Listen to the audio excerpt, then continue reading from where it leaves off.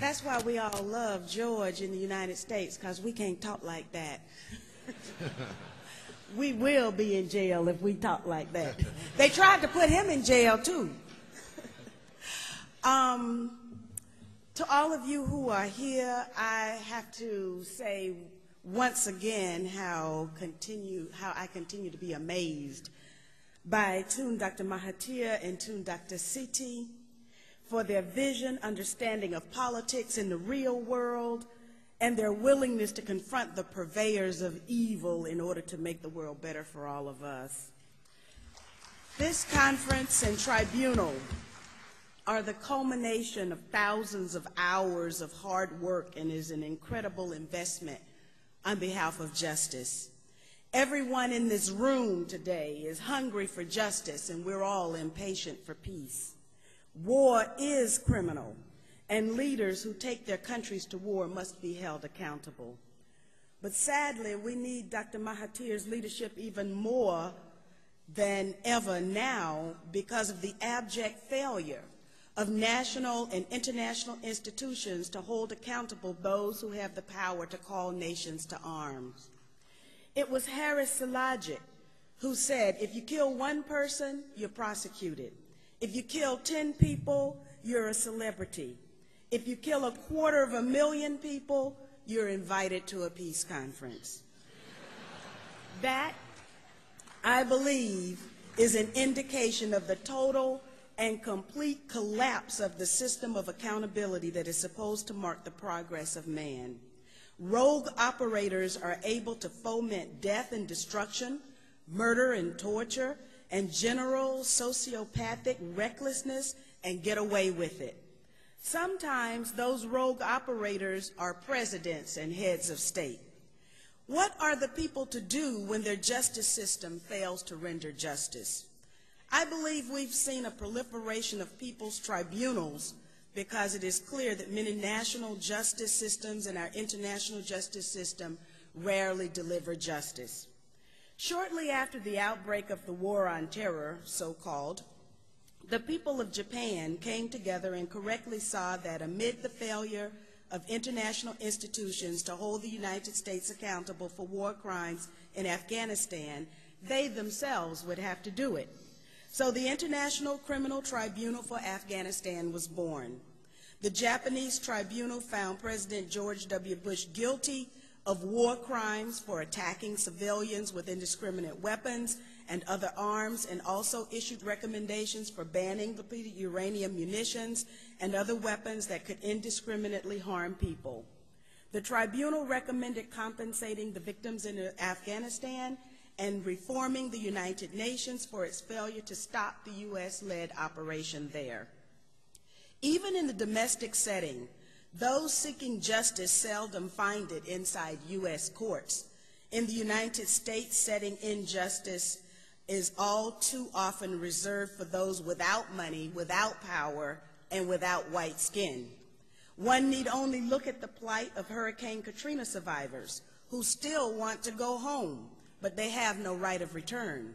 That's because the developers, facilitated by weak or ineffective elected leadership, swooped in early and quickly and staked their claim to the people's land. Only the financial crisis has slowed the pace of this organized theft. Consequently, Hurricane Katrina survivors themselves organized a people's tribunal to try U.S. elected leaders for committing multiple crimes against their own people. I was a co-convener of this tribunal, and we found all levels of government, including President George W. Bush's executive branch, guilty of crimes against humanity. The Brussels Tribunal, about which we will hear more later, has filed a brief in Spanish courts against U.S. presidents and other heads of government responsible for war crimes and crimes against humanity in Iraq. Unfortunately, under tremendous pressure from the rich and the guilty, Spain is in the process of changing its universal jurisdiction laws, and that removes that venue that was available for the people to get even a hearing. So rather than survey the juridical landscape with despair, Some have gone one step further and attempted to serve warrants on the obviously guilty in their capacity as citizens.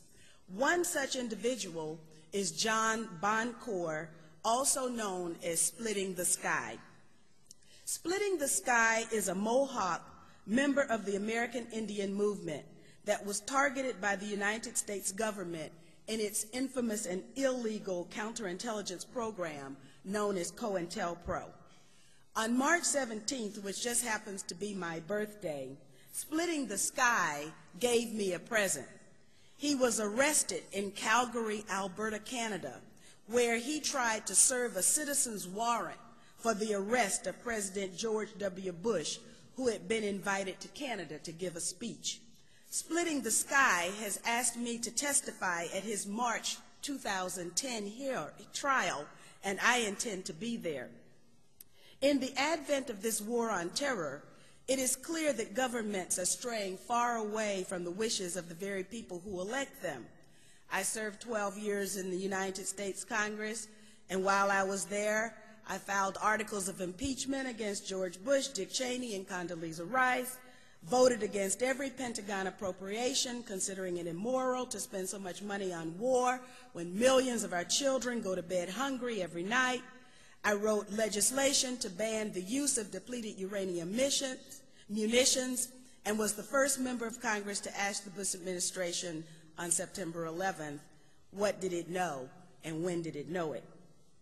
In December of 2007, I tried to take humanitarian supplies to the people of Gaza after the outbreak of Operation Cast Lead.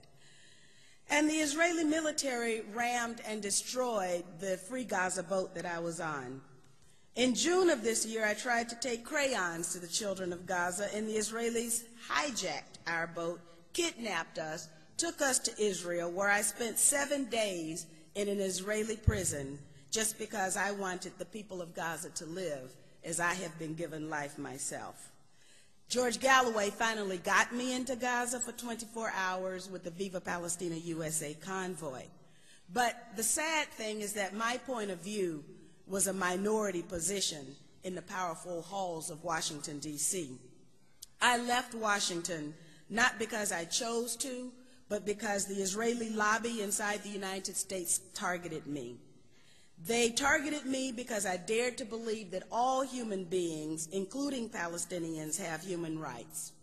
So in 2007, at a peace rally in front of the Pentagon, I declared my independence from the U.S. national leadership that had caused my country to become complicit in war crimes, torture, crimes against humanity, and crimes against the peace. I joined the Green Party and then in 2008 ran for President of the United States. I was able to travel the length and breadth of my country, and I went around the world carrying the message of truth, justice, peace, and dignity. And so that's how I came here to Kuala Lumpur. People who want peace are drawn to Kuala Lumpur. The people of Malaysia long ago learned that there can be no peace where there is no justice. As the coup in Honduras unfolds and countries are able to kill, maim, and attack other people with impunity, we must not give a pass to the new president of the United States, whose slogans were hope and change. Sadly, yes, we can has become, but he didn't really mean that he would. The people of the United States await action on jobs, the economy, the war, budget, education, and health care. Yet President Obama is responsible for overseeing the largest and swiftest transfer of wealth out of the hands of the middle class in the history of mankind.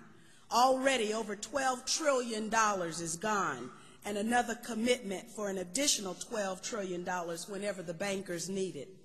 Meanwhile, the people of the U.S. scrape by on food stamps, unemployment, and they pray that they don't get sick so they don't become bankrupt.